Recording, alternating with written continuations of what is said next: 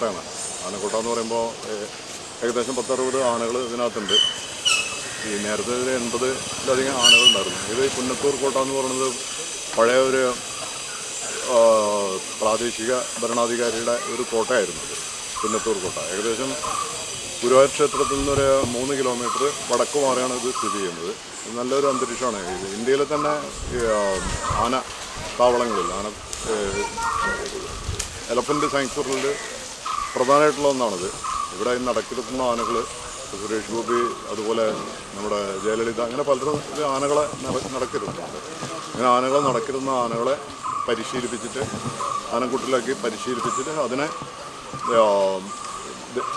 ദേവസ്വത്തിൻ്റെ അതുപോലെ ശ്രീകൃഷ്ണഭഗവാന്റെ ആവശ്യങ്ങൾക്കും എല്ലാ സർവീസസിനും വേണ്ടിയിട്ടും പിന്നെ അതുപോലെ തന്നെ മറ്റ് പൂരങ്ങൾക്കും ആഘോഷങ്ങൾക്കൊക്കെ കൊണ്ടുപോകുക, ഇതൊക്കെയാണ് ഇത് ചെയ്യുന്നത്.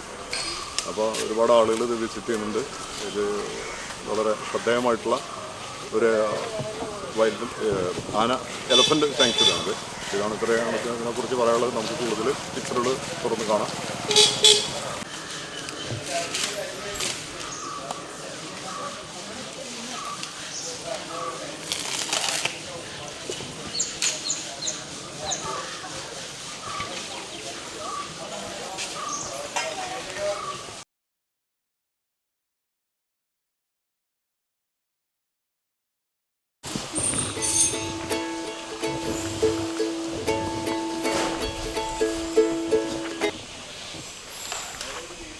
ഈ ആനയുടെ പ്രധാന തീറ്റയാണിത്.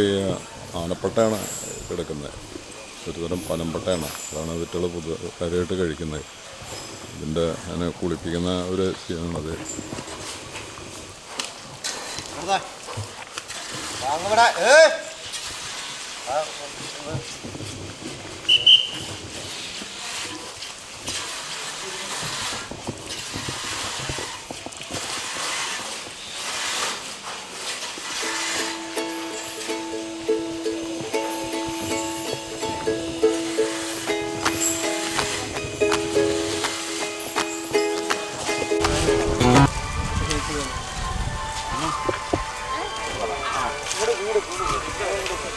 അടുത്തുണ്ടോ?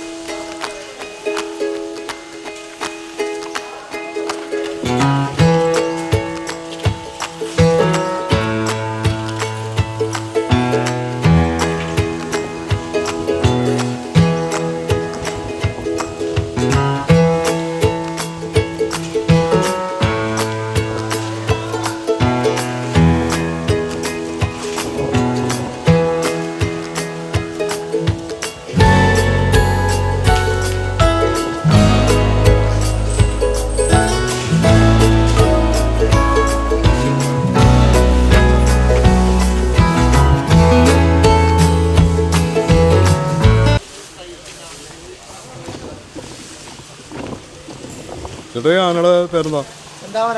ചെന്താമരേഷൻ. ഇത് ഒത്തിരി വർഷമായി അത് നടക്കിരുത്തിയിട്ട് അറിയോ? ആണല്ലേ. ആ ഇത് ആരാ വല്ല സുരേഷ് ഗോപി ആരൊക്കെ നടക്കിരുത്തി പറഞ്ഞിട്ട് ആണല്ലേ.